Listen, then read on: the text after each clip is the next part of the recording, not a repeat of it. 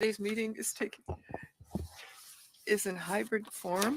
The MPs will be participating in person with the Zoom application. Wish to speak, please raise your hand. For members on the Zoom, please use the raise hand function. The clerk and I will manage the speaking order as best we can, and we appreciate your patience and understanding in this regard.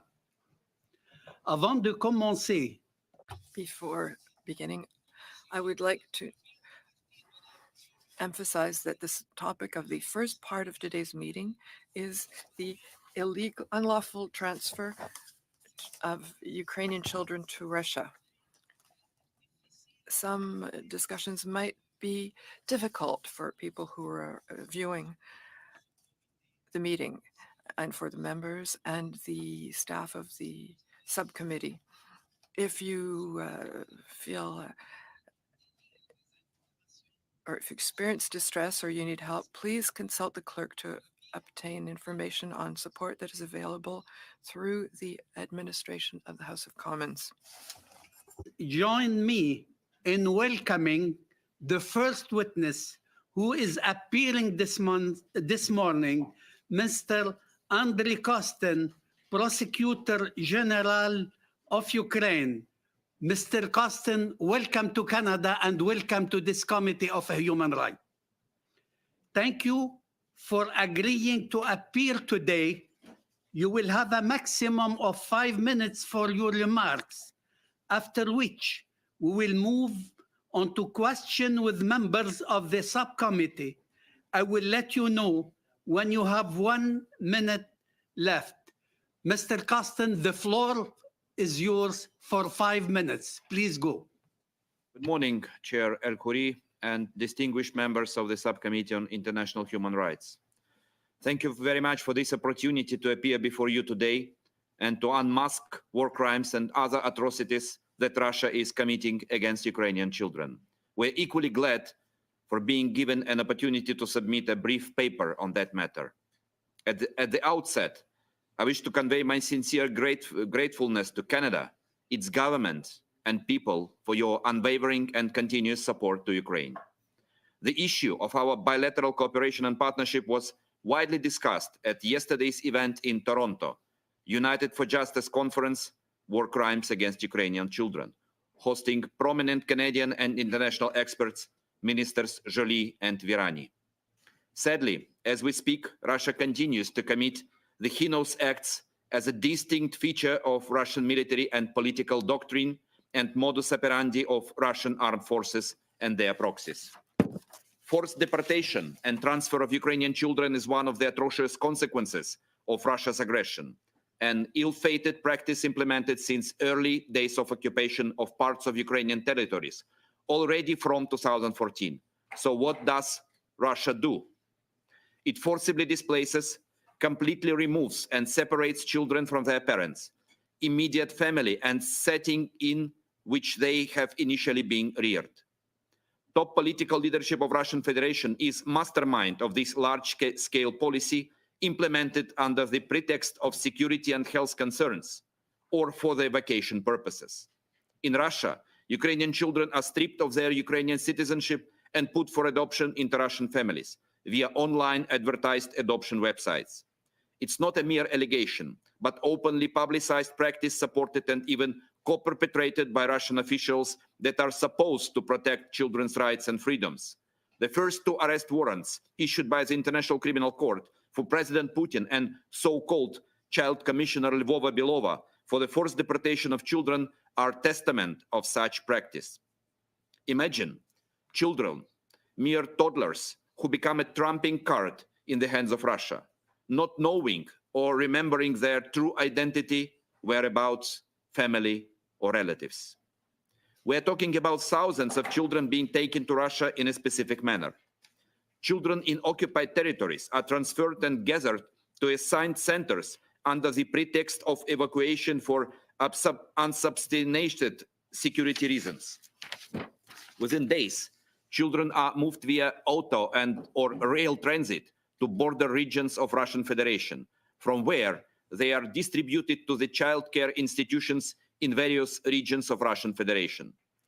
Relevant Russian authorities assign a guardian from among the employees of the administration of the child care institutions in order to launch the adoption procedures along with the change of citizenship and transfer of deported children to Russian families. While placed in these centers in the occupied territories or border regions of Russia or the child care institutions in Russia, Ukrainian children have restricted freedom movement, meaning unable to leave the place, and lack of contact with family members or relatives. Another practice relates to transfer of Ukrainian children to occupied Crimea or various regions of Russian Federation in the so-called recreation camps, some as far as Siberia and East Pacific coast. Many facilities refuse to release them, citing invented so-called safety concerns. As of today, we have information about more than 19,000 Ukrainian children being forcibly transferred to temporarily occupied territories and deported to Russia. As we continue to trace and gather information about each and every child, so far, only 387 of children have been returned.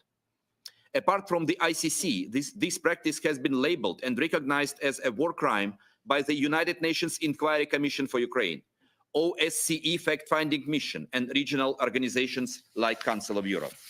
Unfortunately, the crimes against Ukrainian children are neither random nor spontaneous. They are part of Kremlin's widespread and systematic policy against Ukrainian civilian population. Therefore, in our understanding, this practice constitutes crimes against humanity and could even amount to the crime of genocide or forcible transfer of children. Russia does not stop with deportation and adoption processes. The grown-up Ukrainian children are forced to undergo so-called re-education into Russian. For teenage boys, it often includes militarization programs. Last year, a US State Department-supported program depicted a network of 43 re-education camps in the Conflict Observatory report, whereas children are indoctrinated into Kremlin's vision of nation, culture, history, and society. It is part of Russia's planned policy aimed to smear Ukrainian identity by robbing us of our children. A new 4-day-old report discloses involvement of government of Belarus, whereas over 2,400 deported Ukrainian children undergo political and military training in Dubrava and other 12 facilities in Belarus. This is not new. Since 2014, the Russification policy has been heavily implemented in occupied territories through so-called re-education programs. Imagine the grotesque sights of children dressed in military type of uniform, glorifying the war through Kremlin's distorted view of historic facts. As the Prosecutor General of Ukraine, my task is to secure full accountability for these heinous crimes on national level, while also fostering extensive use of international justice mechanisms. As the primary duty bearer, we extensively investigate international crimes against children, including the forced deportation and transfer cases. We are grateful to our partners for their unwavering support to the prosecution. We equally commend the Office of Prosecutor of the ICC for their rigorous efforts, determination, and steadfast progress in investigation. But more needs to be done by all of us. First, we need to implement effective... D'abord, nous devons mettre en œuvre des modalités pour contrer ce genre de pratiques et tenir compte des individuels et des entités impliquées ou associées au transfert forcé et à la déportation d'enfants ukrainiens. We have problem with traduction. Yes. We had problem with the translation. You could It's okay. continue now. Yes. Yeah. Second, we need to secure safe and unimpeded return of Ukrainian children to their families, guardians, and homes through a meaningful and mobilized assistance.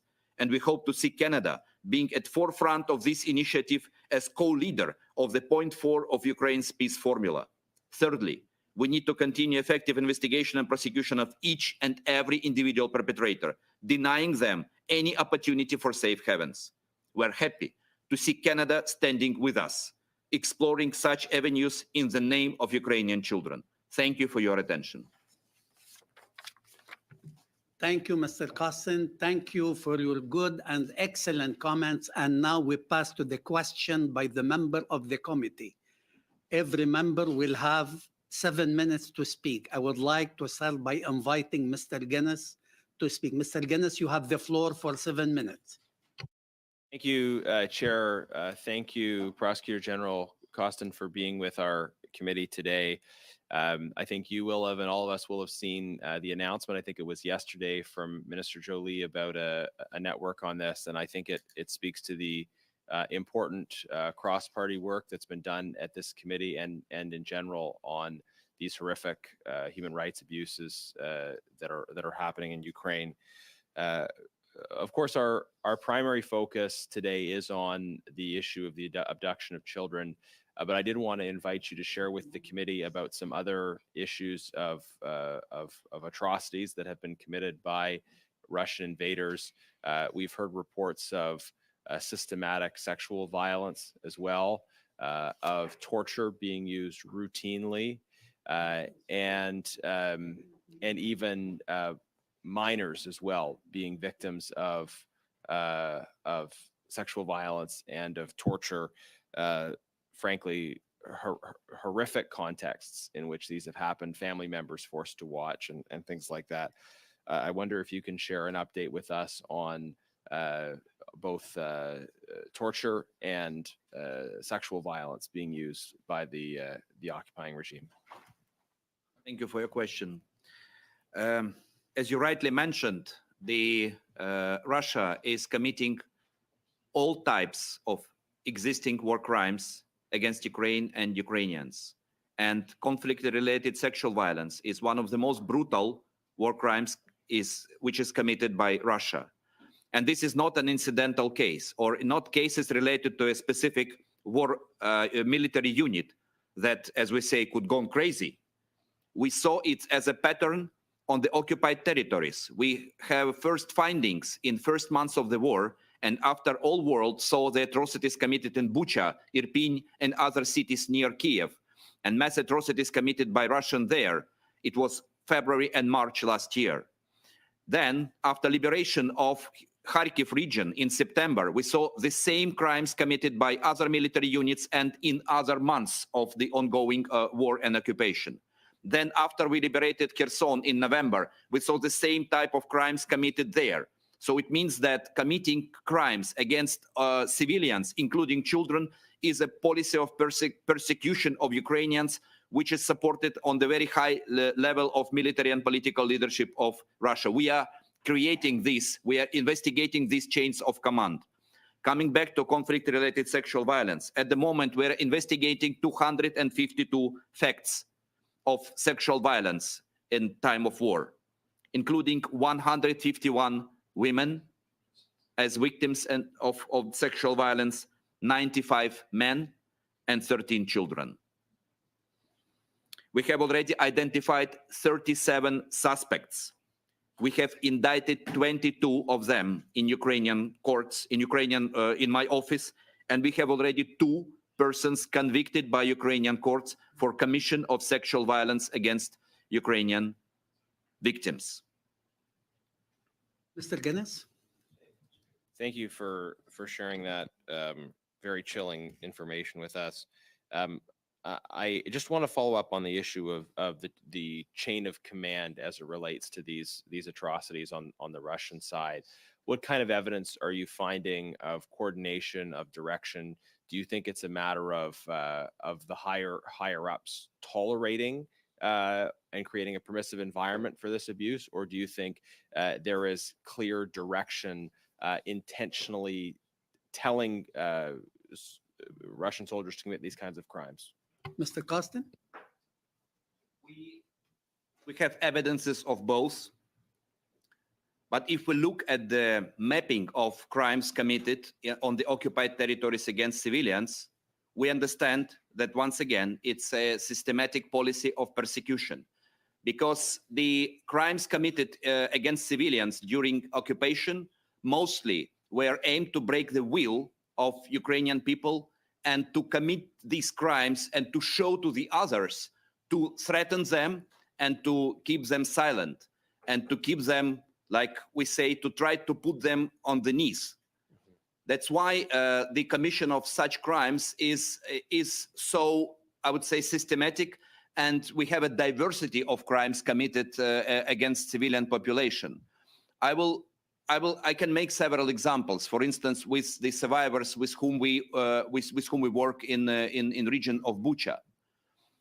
During occupation, for instance, one of the cases when the father with his teenager son, they were just walking on the street to get humanitarian aid from the city council, where volunteers gathered this humanitarian aid. They were stopped by two Russian servicemen, and they were put on the ground, and they intentionally killed the father in the face of in presence of his son.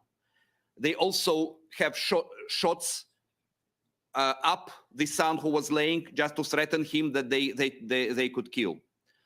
The other case, the different case in the same place, was when they enter the private building where family, wife, husband, and her father were living. They tried to convince these people that they came, for instance, to liberate, in brackets. And when Ukrainians, our people, start to say that we don't need any liberation, just go away, leave us alone, they killed the father the man, the husband of this wife, they killed in her presence. And then they 2 times put a gun at her and initiated or imitated killing of her. And only after her father asked them to leave them alone, they escaped from this building.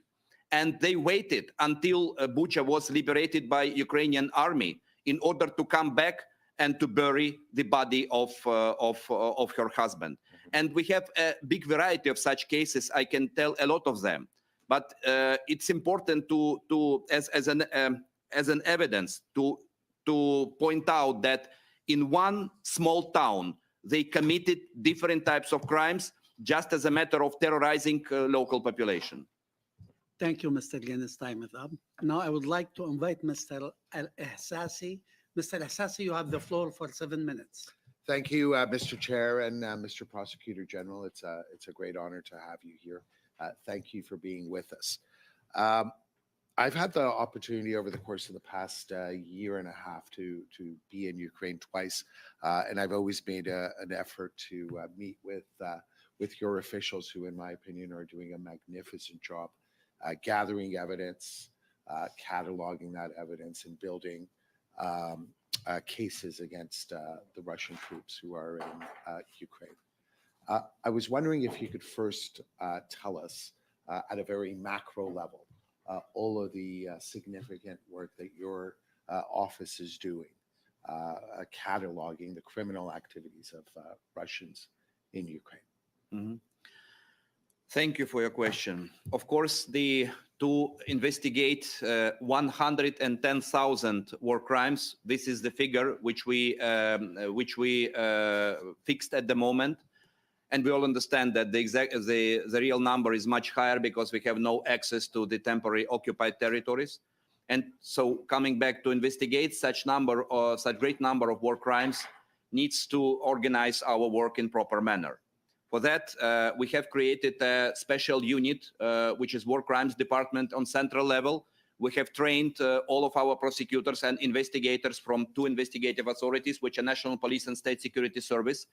We also created specialization in specific war crimes, like conflict-related sexual violence unit, like a special unit which investigate war crimes against children, special unit which investigate war crimes against environment, special unit which investigate war crimes against cyber attacks which are committed by Russia as war crimes, which is quite unique for investigation and prosecution of such type of crimes. I also created special units, war crimes prosecutors in 9 regions, which are close to the front line and which in regions which were affected by the temporary occupation. We are passed through substantial training of all prosecutors and investigators in these regions. We also created a strategic documents. The most important is strategy of investigation and prosecution of international crimes for 2023 and 2025, which gives us an opportunity to legally and structurally to categorize war crimes which we are investigating and prosecuting, and to prioritize, because it is impossible to do everything at one moment. So now we have a specific document which is a signal for all prosecutors and investigators how we prioritize cases. Of course, cases where civilians were killed, cases where civilians were wounded, raped, ill-treated, humiliated, when they were illegally detained.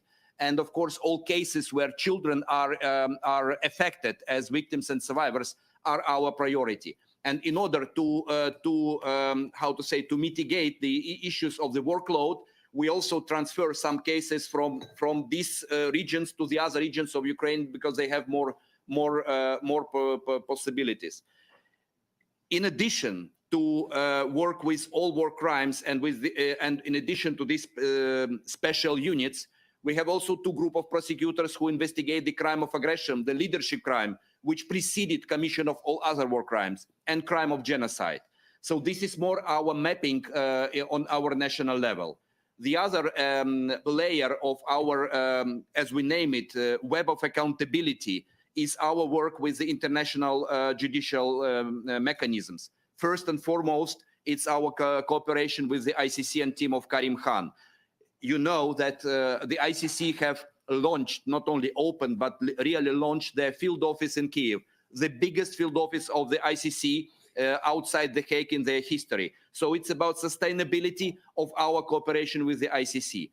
Our prosecutors are working on daily basis with the ICC. We created task forces. We also have priorities in our investigations. I cannot give you details because for the sake of independence of the investigation, but our work is very structured with the ICC. We also work with all existing international mechanisms like UN Inquiry Commission, OSCE fact-finding missions, all other UN mechanisms on preventing torture, on combating sexual violence, and we have great support.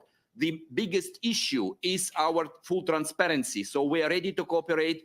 We are ready to share all evidences and information. And this is very strong position of our government to be open to share every existing information. Third layer is our cooperation with our international partners. There are more than 20 countries who opened their national investigation with regard to war crimes committed in Ukraine, including Canada. We have created a joint investigation team with countries which are close to Ukraine and where a lot of refugees are located, because these refugees can deliver evidence statements, evidences, photo, video footage, and other evidences of war crimes they have been victims or witnesses of. Our joint investigation team comprises of Ukraine, Latvia, Lithuania, Estonia, Poland, Slovakia, and Romania. And it simplifies exchange of evidences. We also, as I mentioned, coordinate efforts of independent investigation of the other countries. And for that, on the level of the Eurojust in The Hague, we have created a specific unique instrument which is fully operational from November. It's called CSET database. It's Core International Crimes Evidence Database. Why we did it together with the help of Euro Commission? Because witness or victims, they are located, millions of Ukrainians are located in different countries, and they can approach police and prosecutors in these countries and give statements, give evidences. And in order for these evidences not to be lost as one piece of big case, we created this database where national investigative authorities of the other countries can include information about the evidences. And we have an agreement between all of us that we will exchange these evidences in a very speedy manner. We are also we are expecting first indictments to Russian perpetrators from other jurisdictions. And this will be very important signal to Russians that there will be no safe haven, because national investigations are ongoing and we are sharing information from our side with the other national investigative authorities. I'm ready also to transfer cases from Ukraine where, for instance, nationals of the other countries were affected by the aggressive war of Russia. To transfer cases, it will help us, of course, a little bit reduce our workload. But once again, it will be very important signal that the world is standing with us in order to pursue justice for all victims and survivors of this war. And of course, the last element of our accountability web is creation of special tribunal for the crime of aggression. We are grateful for Canada for both to support core group of countries who are now preparing legal modality of such tribunal, as well as your support to the ICC, which is very important. And I always say, helping ICC, you're helping Ukraine. Thank you, Mr. Al-Hassasi. Sorry, the time is up. Maintenant, j'invite Monsieur. I would like to invite Mr. Alexis Brunel-Duceppe. You have the floor for 7 minutes. Thank you, Mr. Chair. And welcome to the Prosecutor General. In your knowledge, do you know if there are independent organizations that have access to these children to see what's happening when they are transferred to Russia?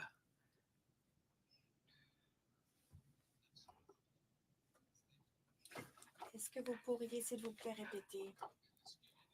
Are there organizations, independent organizations, that can verify what is happening to the children once they are transferred to Russia? Is there access to those children when they're in Russian soil?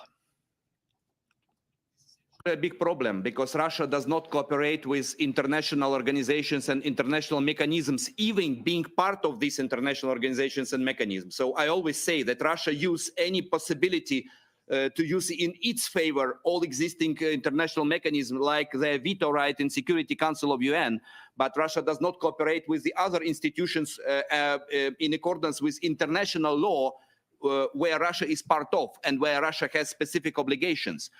We use different avenues how to try to verify this information. One of the avenues is International Committee on the Red Cross. This is difficult work, and they have part of, I would say, if not access, but part of communication, partial communication with Russian authorities, and from time to time, Russia can verify some information, while we're not sure that this information, if verified by Russia, that it is actual. Because coming back to children and the detention centers and so-called camps where they are located, Russia is moving these children from time to time between different camps, and even if they give this information could be not valid. But in general, Russia does not cooperate with international mechanisms and institutions, which really create a problem. For this purpose, we cooperate with different NGOs and civil society organizations who are both national and international, I mean national Ukrainian, because they used OSINT resources in order to try to find out where our children are located. And if we have this information, then of course we raise the awareness on the world level, and then in some cases Russia start to return our children back home. Merci. C'était exactement. Thank you. That's why I was asking you that question, because it's quite significant. But you talked in your introduction to the change in behavior of those children when they come back to their families. We have children who came to testify, some very courageous children have testified to the committee. How, to what degree is it systematic, this change in behavior of children who were transferred to Russia and then come back to their families? This is a sensitive issue, and I think I cannot give you the full picture of all children who were returned back home. We are treating very sensitively with them, and for the matter of justice, we also enhanced our communication with children.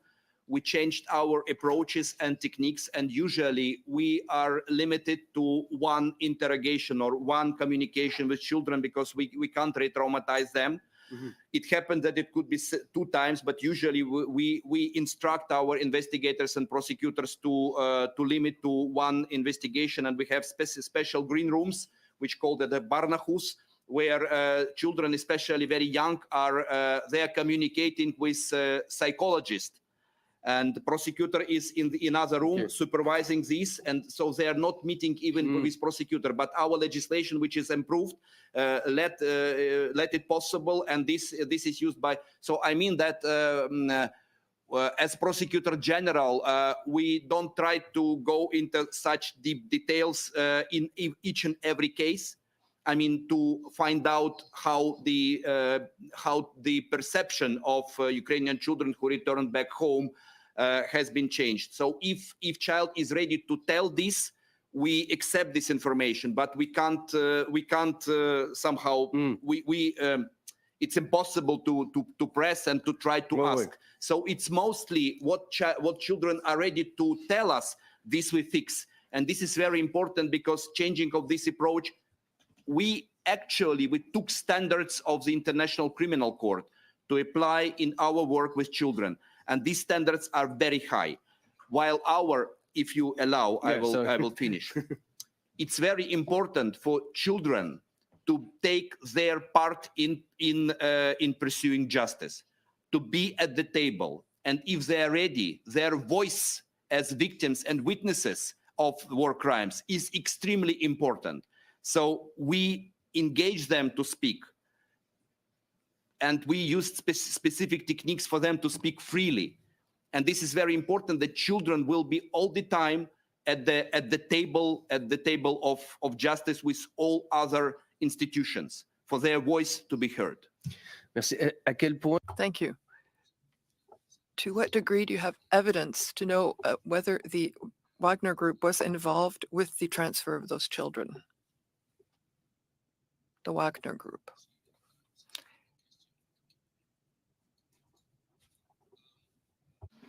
We need to check additionally this information, because Wagner Group is mainly committing two types of illegal activities. So one is the part which fight as a part of Russian armed forces, and second, they were among those who were most brutal in terrorizing civilian population. We can check this information for the purpose to give you exact answer and provide you with written statement if you wish. Est-ce que j'ai encore du temps? Do I still have time? Plusieurs.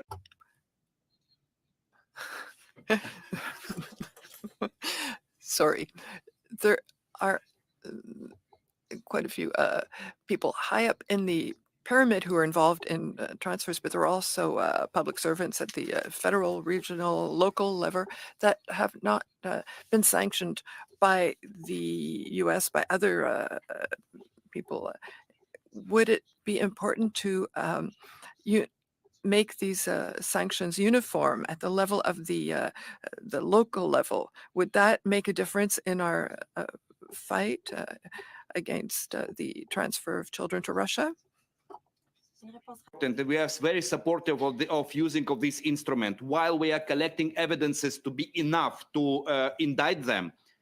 During this moment, we share this information to sanction them, because sanctioning them on the medium level, it should deter the others to commit this crime. Because what Russians did, if they adopted specific legislation, and many of these people think that they're just executing the order, while they don't understand that they're committing war crime, and sanctioning them, making their life more difficult for commission of this crime prior to the enough evidences that we can indict them for criminal case. I think it's very important to deter commission of such crimes in the future. Thank you. That's it.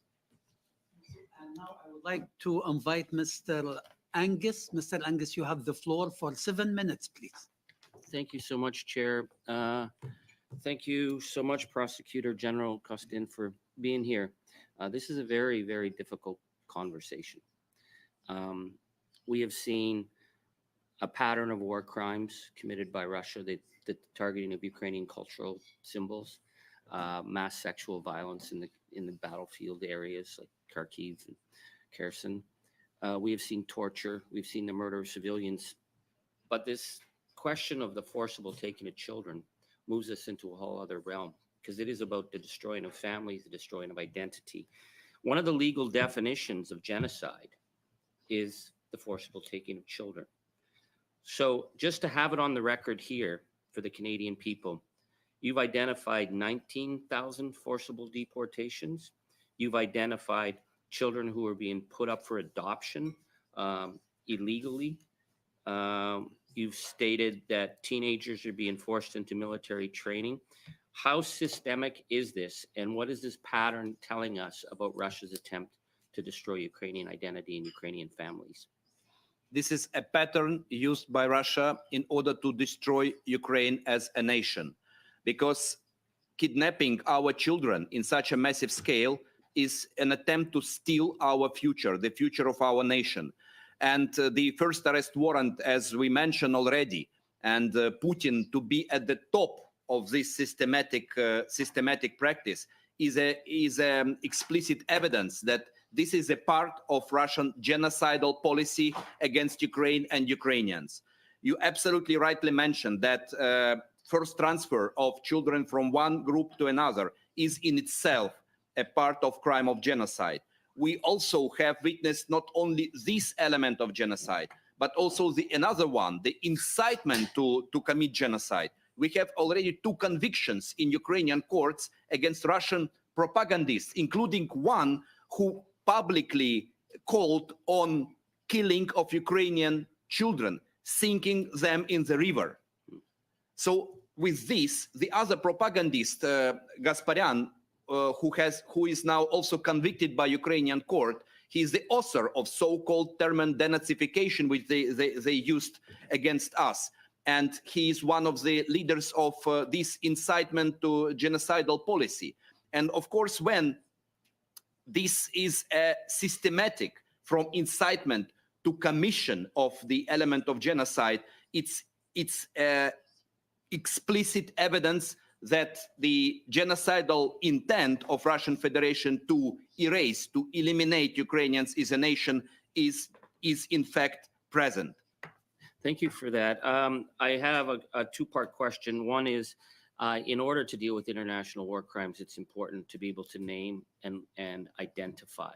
So we've identified, obviously, Vladimir Putin is a major war criminal, and Madame Lvova-Belova, the so-called children's minister. How much work has been done to identify the enablers, the functionaries, the low-level people who are engaged in the forcible taking of children, who have obligation to protect those children? Are we able to start naming them and issuing warrants on the international in the international arena?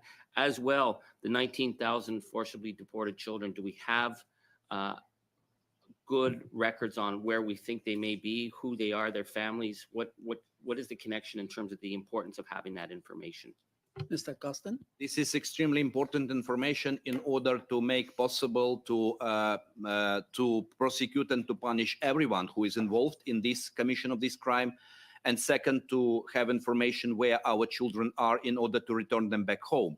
Because accountability in itself is not enough to return our children back home. It's an important element of, I would say, pressure over Russian authorities to start to return our children, but it's not enough. That's why we are calling on creation of international mechanism how to return back our children, where Canada is one of the leaders together with Ukraine, uniting the other nations who are ready to help us. Coming back to your first question, of course, we have investigations, as I already mentioned, where we know those who are involved in commission of this crime, I mean abduction of our children on higher and medium level and regional level. And once we have this information, we immediately share to us to sanction them, as I mentioned, while we are continuing our investigation. So for the names which we identified, we're sharing this information in order to sanction them prior to indict. On international level, of course, we are going on with helping the ICC to investigate this case wider and broader, and I hope we will all see results of this investigation in future. Thank you. I want to go to a more sensitive area in terms of the support for the families. Canada has its own dark history of forcibly taking children in the Indigenous communities and children that were taken as a government policy. And I represent many families who've gone through that, and the trauma is multi-generational. We're still picking up the pieces for policies that were enacted 20, 30, 40 years ago. So I know we're talking about children who are at risk now, but what are the supports in place for the families? Do you have the resources necessary, given the fact that with the war and everything else, to support the families? Because this is going to have long-term implications to protect families and protect those children. Thank you. Thank you very much for this question. You really raised a sensitive issue, since our policy on the governmental level is to ensure support to all victims and survivors of this war. While the large number of victims and survivors of this war, and definitely the relatives, the parents of kids who were kidnapped, are already victims of this war. At the moment, waging this war, which was unprovoked and unjustified, we lived in our country peacefully. We were attacked by Russia. Part of our economy, substantial part of our economy and industry is destroyed by Russia. And in order to run the country and to ensure that all victims of this war have properly social security and support from the government, we need such support on long-standing basis from our friends and allies. And helping Ukrainians who are now affected for this war, it's not just helping our government to run the country in time of war. It's not only helping us to close the deficit of our budget. It's completely humanitarian in nature, because these people can receive social security payments and protection only with the help of international community who stand with Ukraine. So Canada can Thank help you, on thank that? you, Mr. Yes, Lange. thank Sorry, you. time is out. And now, because we are restricted in time, every member will have 2 minutes and a half. Okay, I would like to invite Madame Van den Ven. You have the floor for 2 minutes and a half, please. I was going to share my time, but I'm not sure that we'll have time in 2 minutes. But I did want to start by telling you and all those that are with you, Canada is absolutely behind you, and the work that you are doing is going to go such a long way into making sure there is no impunity, which is so vitally important in order to really have a peace with justice when this is over. So thank you for what you're doing. I noted though that my concern is that you mentioned, for instance, that there's a pretext that Russia is saying this is for evacuation, that this is for the children's protection. And, these are arguments that they would continue to make, particularly in tribunals and courts. How can you document enough to be able to show it's systemic, not individual crimes, but to be able to show that there is a deliberate, systemic, purposeful reason for doing these crimes? I will give you an example. For instance, when we liberated Kharkiv region, and when we start to interact with families whose children were transferred to Russia, they were pressed by occupation authorities to sign something like a power of attorney with blank piece of the person who will be somehow, accompanying their children. And they even don't know where their children were transferred. So we have a lot of such cases, and we documented all of them. So this is only one example how they treat it. From the point of view of international humanitarian law, they should unconditionally return back all Ukrainian citizens, including children, to Ukraine. And they have a lot of instruments. There are international organizations, there are third countries, and via different UN institutions, we send this signal many times. If they even pretended to evacuate Ukrainian children, then just release them and return home. If you are not ready to do it directly to Ukraine, do it through other countries or with the help of international organizations. But they don't want to do it. Only with international pressure, they are doing it from time to time. But it's not enough. Thank you. Thank you, Ms. Van den Ven. Now, Mr. Guinness, you have the floor for 2 minutes and a half, please. Thank you, Chair. Two follow-up comments for me initially. I strongly share the contention that the evidence you've provided and other evidence we've heard demonstrates that the Russian regime is committing genocide as part of their invasion of Ukraine. The House of Commons made that determination early on, and I think it's one worth reinforcing now, strengthened by the evidentiary record that you provided. The international legal definition of genocide makes very clear. The second comment I wanted to make is that I think the conclusion we should draw from your testimony is not only about the need to support organizations that are pursuing justice in these particular cases, but to redouble our commitment to supporting Ukrainian victory. There can be no justice without Ukrainian victory, and this testimony underlines the high stakes. We're not just talking about sort of the abstract question of territory or where a border is. We're talking about how when you have occupation, people are being stolen.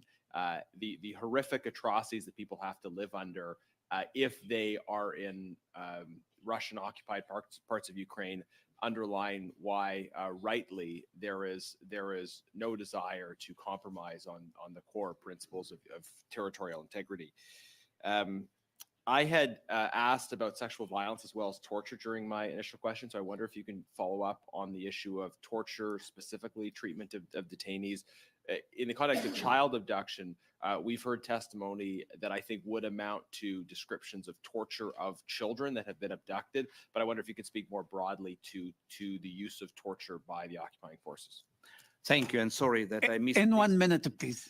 Yes, torture is, once again, is systemic, and we are investigating thousands cases of torture.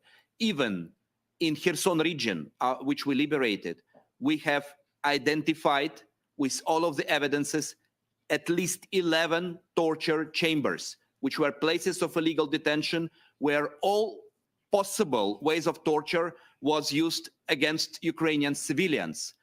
Torture is mass practice, which is used against our prisoners of war while they are under Russian control. And when they are released, they give us evidences of torture and ill treatment, which is committed against them during their presence in Russia. So torture is a weapon of war used by Russia, which definitely is their part of their persecutorial policy. And once again, all these elements of genocidal intent, of course, give us a certainty that Russia is committing crime of genocide. Thank you, Mr. Guinness. Mr. Brunel-Dissep, vous avez la parole pour 2 minutes et demie, s'il vous plaît. You have the floor for 2.5 minutes. That's not a lot when we have such an exceptional witness as you are, sir.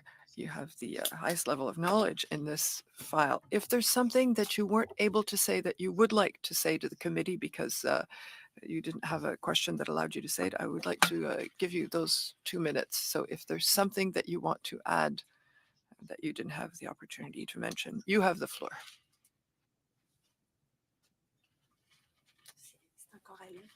I think that this war of aggression has showed to all of the world that the system of international humanitarian law, of international law and order, need to be improved in order to prevent commission of such crimes in Ukraine, in Europe, in other parts of the world in 21st century.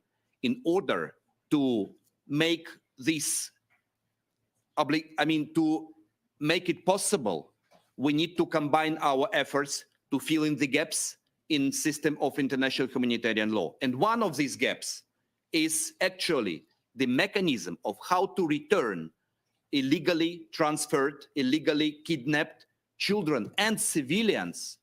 We also have evidences of at least 16,000 of civilians, grown-ups, who are illegally detained in Russia. And there is no enough mechanisms how to return them back home. International humanitarian law does not provide even the procedure of exchange of civilians.